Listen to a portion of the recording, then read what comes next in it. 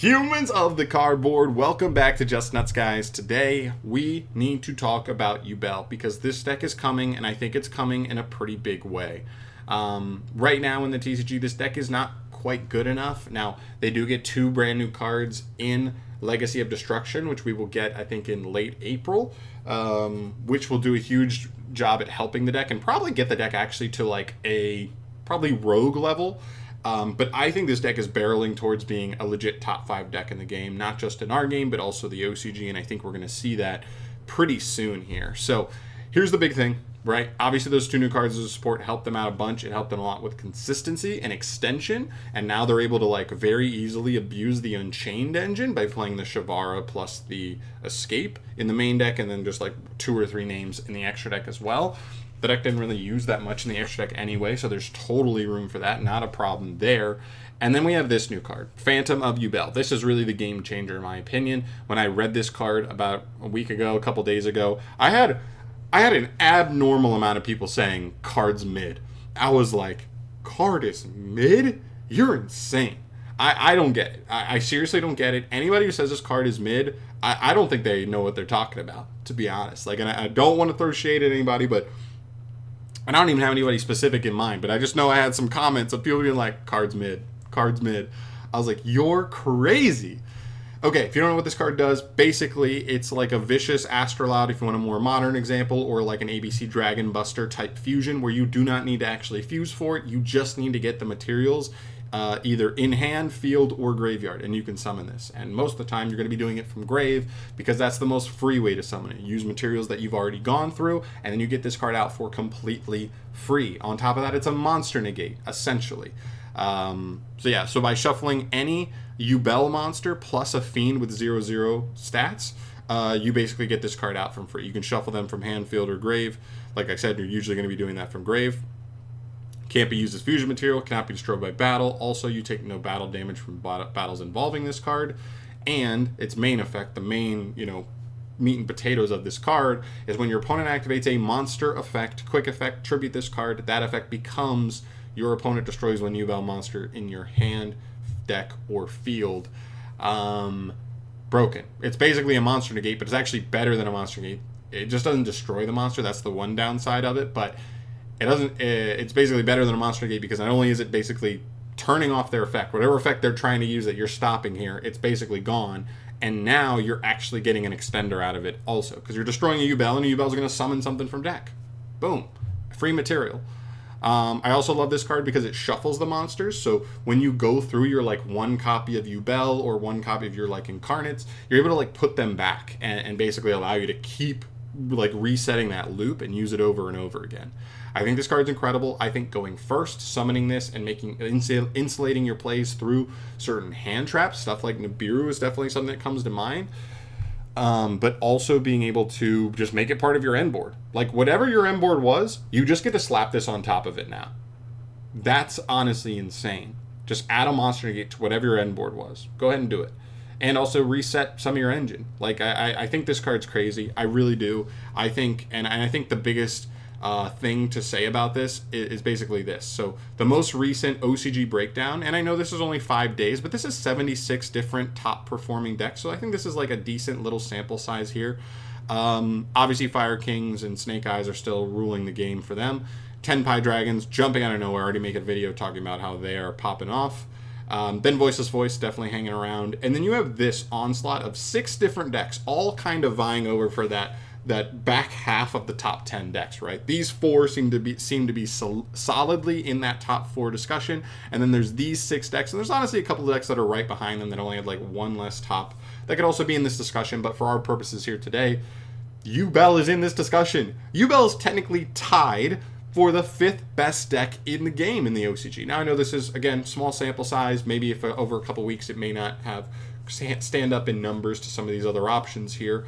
But it's already at least high level rogue, like solid level rogue, and this is before this card even comes out. A card like this can change the world for a certain deck, and I think this deck really is going to be able to abuse it. really, really well. So I just think for a deck that's already kind of been floating around this territory, to then get a card of this caliber is crazy. I think this deck's going to jump up. I think this definitely makes it so this deck can easily jump over all 5 of these other decks. We'll see if it's able to challenge, Voiceless Voice and Pure Snake Eye and Tenpai Dragon, but I think it's going to legitimately jump to that 5th spot, as assuming nothing else really happens for them. Maybe a crazy ban list comes out, maybe something else happens, and obviously things can be thrown awry. But as far as what we're looking at today, this is what we're talking about now with what the deck does. On top of that, just kind of baseline combo. It felt like the deck didn't have like a full combo it did before, and now it's just significantly better. So we're actually able to abuse Cross Sheep now in the deck, which gives us some huge pieces. Also, a low-key nice piece of support for the deck is the new rank 10 monster that came out. It's an Omni Negate that also gets you a pop. Very good card because the deck just sticks 2 Yubel monsters. I believe they're all level 10s, so boom, you get to walk right into that guy. Obviously, Unchained Engine, and this is one card. This is off just one Samsara Lotus, by the way. Shout out to the YouTube channel Super Nix. I'm not going to show this combo. I'm just trying to take a snapshot peek at the end board here. If you want to go look at their video, they do a pretty good job just showing the explosivity that the deck has now, because we have this easy to make fusion at any time. Basically, once you get like very minimal setup, you just can abuse Cross Sheep, and it actually explodes what you're able to do with just one Samsara Lotus. This is one card combo for them now, and Samsara Lotus with the new search cards is like, it's now like a 7 of, and you can play one for one, even like an 8 of in the deck, so it's very accessible. You're able to end on a Monster Negate that gets you follow-up, a quick link off with an opponent's monster, a Omni Negate that also can pop any card on the field, a Escape, which is another just pop, and then a bunch of follow-up in the form of the field spell offers you more follow-up later on. Basically, when this card does what it does, it's basically going to set you up the free materials to just make another one, so another one's probably dropping next turn if your opponent forces it out. And then you have the continuous spell that's also getting you more advantage next turn. Honestly, so much stuff. Like, honestly, it doesn't, like, I don't know. The deck actually has 1-card combos now that are legitimately powerful. It has consistency. It now has durability. Whether you can't beat Nib outright, you're still getting to a Monster Gate basically every single time through Nib now. So even if you can't set this up before 5th summon, and like you do have to take the Nib, you can always make this afterwards now, basically. And that's honestly huge. That honestly goes so far, because like that can be the difference sometimes. If everything else gets shut down, but you're able to end on this, and let's say you have 1 or 2 hand traps in hand, that can get the job done. That can seal the opponent away, and then you pop off next turn, because the deck does end up on follow-up a lot of the time. So I think it's crazy. Quick little peek at a deck profile I saw, and also I know Lithium had been messing around with the deck too. I think these lists are pretty similar. I like Lithium's this list though a little bit more, I think, but he's got some good stuff in here, right? You've got the super polyable fusion monster, right? You got this. I think you need to play more than 1 copy of this card. I think 2 of this is mandatory. That's the one thing I think I'd change with the extra. I'd probably cut this fusion down for an extra copy of this. He's got the generic fusions too. He's got these cards, which I'm not sure are that mandatory. The rank 10 feels mandatory, and probably the Typhon too, but I don't know about Zeus. And then I like playing the Anguish. The Anguish is really solid here that I think the other list wasn't playing at all. And other than that, his list looks pretty good, and I like the cleanness here, and I like the ability for non-engine. He's even cut out a little bit more non-engine than some of the other lists that I've seen, but like he still has room for 12. He's got 3 super poly and 9 hand traps. Excuse me. So if you wanted to cut the called by, I've seen a lot of lists not on 1-for-1. Doesn't have to play 1-for-1. Like, that's 2 more slots. Like, some lists may not want to play this continuous spell. That's really the only gripe I think you can have with the deck at this point. I think the ceiling is there. I think the somewhat like pretty solid consistency is there. The ability to play non-engine. I think some people are going to be a little bit scared by a couple of the bricks you have to play. That's really the one thing for me. Whether it's Escape. I think Shavara's not that bad because it can help you dodge hand traps on a lot of your other cards. So I don't think it's that terrible, although to be fair, you're usually getting it for free anyway.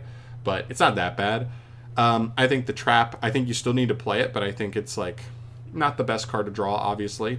I think this continuous spell is not ideal, so like that's another tough one. And then like if you play Geist Grinder Golem, that's one thing, and then like the Yubel. So there's like a handful of cards that you're like not ideal to draw, but the deck does have a lot of discard outlets. The deck has ways to pop cards in hand.